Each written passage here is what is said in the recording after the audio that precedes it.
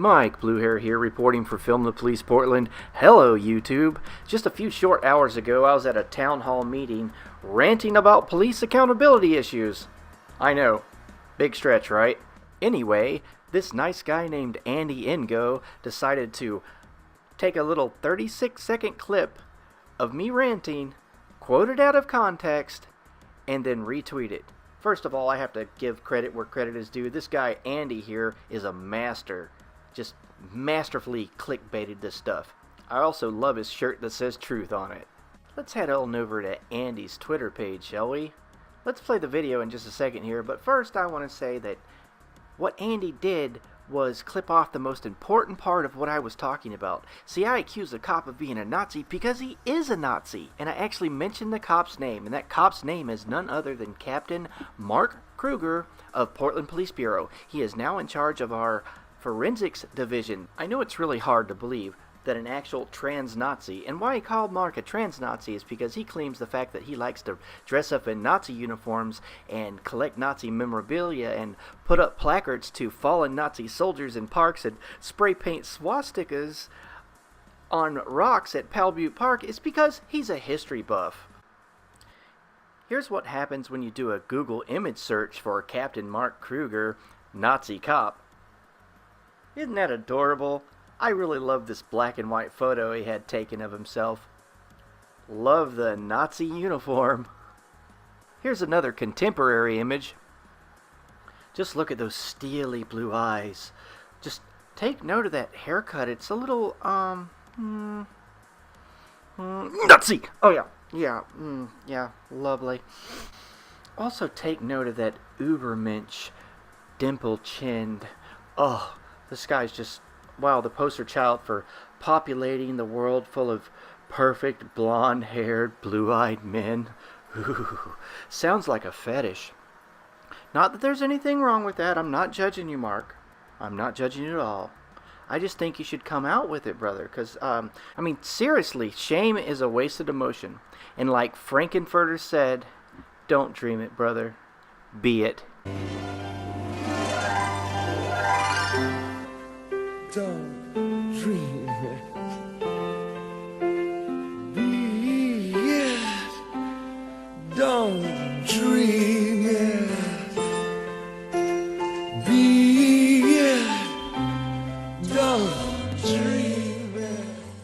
Just come out, brother. Just come out of that trans-Nazi closet and just embrace your Nazism, man. I mean, there's a whole world of fascists out there now that, that they'll accept you, brother.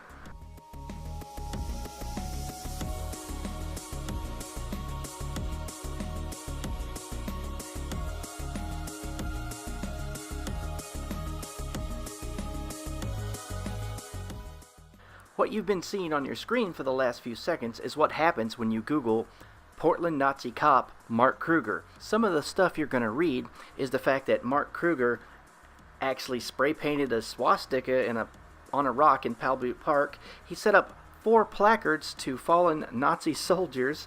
He likes to dress up in Nazi uniforms, and he claims he does it because, well, he just really loves history that much. Yeah. According to some of Mark's former friends, it actually came out in legal documents that he was also fond of riding around in his police car and blasting neo-Nazi skinhead music out the windows for, passers-by to enjoy. Oh, and by the way, this is all well-documented stuff in corporate mainstream media. I'll even put a link to a PDF file of Mark's disciplinary hearing for, quote, bringing dishonor to the Bureau. Because, see, Mark was officially admonished by Portland Police Bureau for being the Nazi little scumbag that he is. Oh, here's a headline. A memorial to Nazi soldiers in a park roughly 15 years ago. And to add insult to injury, this is hard to believe, but bear with me, people. Captain Mark Kruger actually sued the city of Portland because female officers at Portland Police Bureau were texting to one another that Mark is a Nazi. Because, look at him. Here's a picture of Mark at this website that I'll link you to that's ran by these lawyers, this law group. Okay, there's a picture of Mark in his lovely German Nazi outfit in black and white that he actually took of himself. Okay, anywho. So let's have a look at that video that Andy and Gove shot of me, where he conveniently didn't include when I said Mark Kruger's name so people could Google this for themselves to make me look like a raving lunatic. But in Andy's defense, I am dressed like a furry, and by the way, people, it's not a bear hat, it's a cheetah hat, and I'm a furry, don't judge.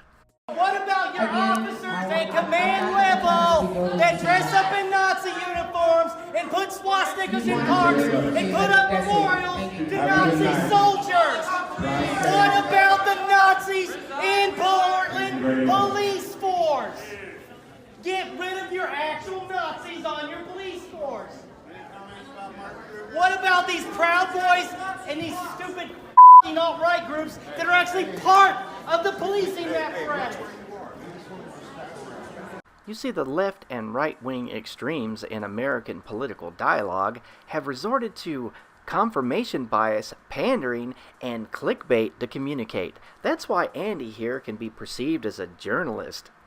But let's have a look at my actual statement where I call out Mark Kruger as being the Nazi in question.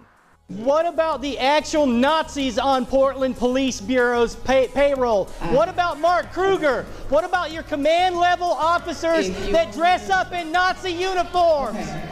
What about your officers at command level that dress up in Nazi uniforms and put swastikas in parks and put up memorials to Nazi soldiers?